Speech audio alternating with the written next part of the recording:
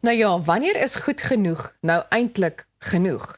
Dis die vraag wat Geraldine Berg in haar nuwe boek Goed Genoeg stel. Sy is 'n sogenaamde lifestyle coach wat vroue help om daardie konstante druk wat hulle voel om te presteer, so 'n bietjie af te skud en weer hulle eie waarde te ontdek. En sy kuier vandag hier by ons in die ateljee. Hartlik welkom, Geraldine. Baie dankie, is lekker om by julle te wees. Nou goed, hoe het die idee vir of van Goed Genoeg ontstaan?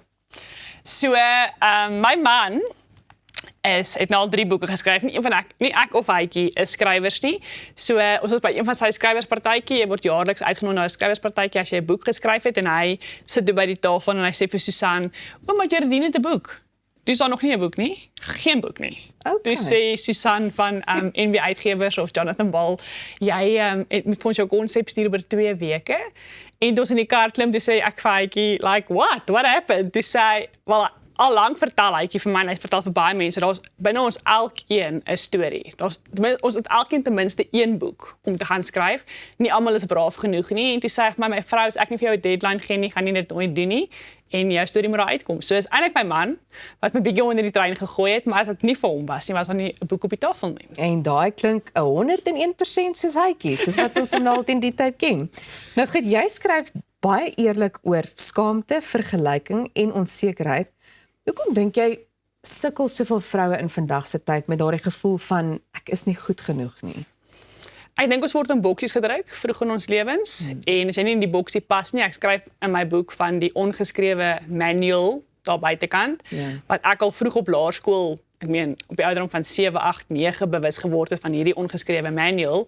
En as jy nie in die manual inpas nie of in die reëls inpas nie, then you're not part of the cool kids. En dan probeer jy outomaties soveel harder om net daai aanvaarding te kry, terwyl jou aanvaarding eintlik by jou hemelse Vader moet wees, maar ook weer as 'n jong kind het jy nie onderskeiding van wat is 'n leuen en wat is waarheid nie, so jy ry miskien die verkeerde een en jy voed die leuen en die leuen word jou identiteit. Nou goed genoeg, ek bedoel die titel is nogal sterk. So wat beteken daai 2 woorde vandag persoonlik vir jou? Vir my persoonlik vandag goed genoeg. Maak nie saak wat ek doen nie, maak nie saak wat 'n foute ek maak nie, maak nie saak hoeveel guns op my lewe is en wat ek nog gaan regkry, my suksesse nie, niks van daardie bepaal my waarde nie. Ek was by 'n punt gekom in my lewe wat ek gesê het, as geen meer belofte vir my uitgedeel het nie, wat nie my Vader se hart is nie, maar as ek geen meer belofte nou gaan sien en dit is vir die volgende generasie. En as ek niks meer gaan regkry volgens wêreldse sukses en wêreldse titels nie, wie is ek dan? As my sosiale media moet weggeneem word môre en ek het nie meer 'n following nie. As my man by my moet gevat word, as my meisiekind by my moet weggevat word, wie is ek dan as Geraldine? En is ek in daai plek goed genoeg? En dit is moeilik om daai te kom. Ek dink dit is nie 'n maklike journey om te sê, okay, maar as ek niks oor het nie, is ek okay met wat ek het, met wie ek is.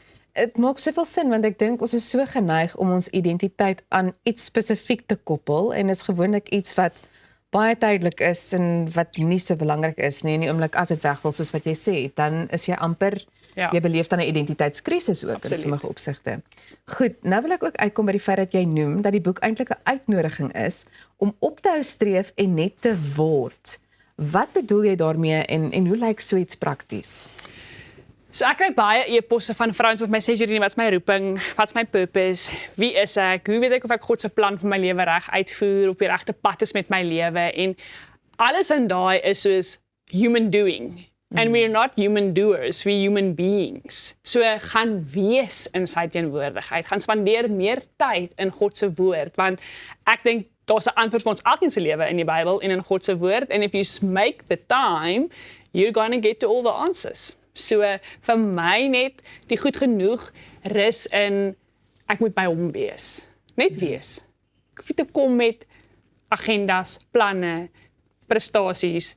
Kyk, ek sê moenie ambisie verloor in die lewe nie, maar by hom kan jy net kom wees.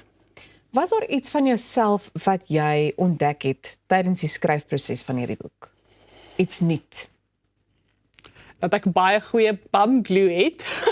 Jy moet sit en skryf.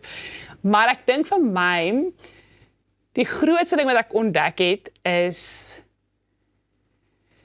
hoe maklik die journey wat ek weer moes gaan herleef het vir my was. Want baie van die konsepte was my moeilik in my lewe. I mean, it was tough seasons, maar om weer daar te kon uitkom en te gaan sien maar ek het daai persoon vergewe en ek is nie meer kwaad vir daai persoon nie. En weet jy wat, miskien is hierdie my perspektief net, weet wat met my gebeur het en die persoon se intensie was dalk nie dit gewees nie. So dat jy by daai plek kan uitkom van ultimate vrede en dat bitterheid nie meer in my hart heers nie.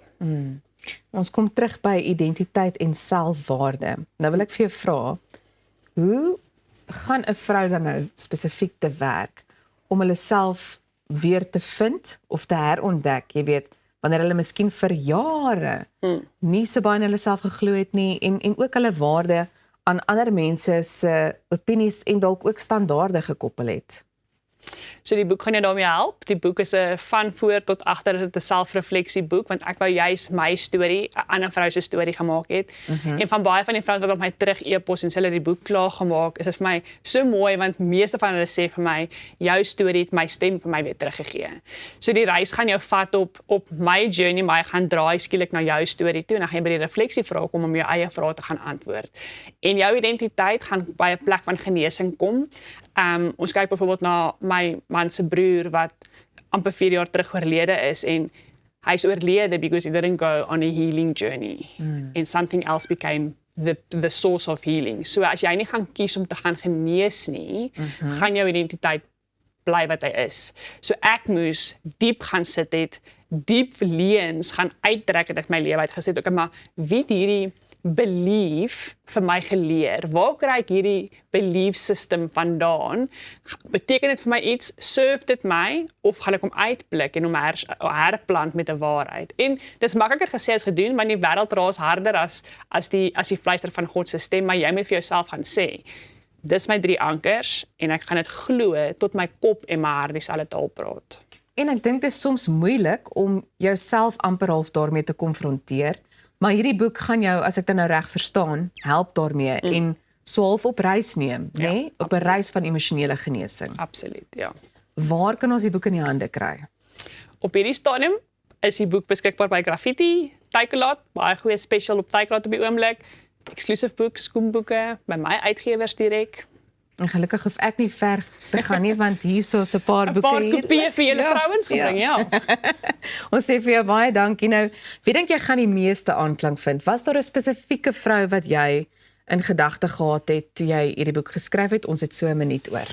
Klein Geraldine, 7, 8, 9-jarige Geraldine, wat ek weer gaan sê, ek het nie die waarheid, of ek het nie geweet hoe 'n waarheid en 'n leuen van mekaar te discern nie, en as gevolg van dit is die meeste skade in daai tyd van my lewe, so laerskoolmeisies, hoërskoolmeisies, werkende vrou, enkellopende vrouens, mamas, as jy jou man se tweede vrou is, tweede huwelik, elke liewe vrou wat ek glo in haar lewe al gevoel het, sy is nie goed genoeg nie. Geraldine, baie dankie dat jy vanoggend hier by ons kom kuier het. Baie dankie dat jy ook 'n paar boeke vir ons saamgebring het. En stuur maar ons groete en liefde vir Hytjie ook. En ja, ons kan nie wag om te hoor wanneer hy weer voel dis tyd vir 'n volgende boek nie. Ja, hy sê daar's 7. So. Baie dankie. Nou ja, Christia Visser klim van die verhoog af en agter die kameras uit en skuif agter pen en papier in. Bly gerus ingeskakel. Ons gesels net hierna oor haar digbundel Verweer.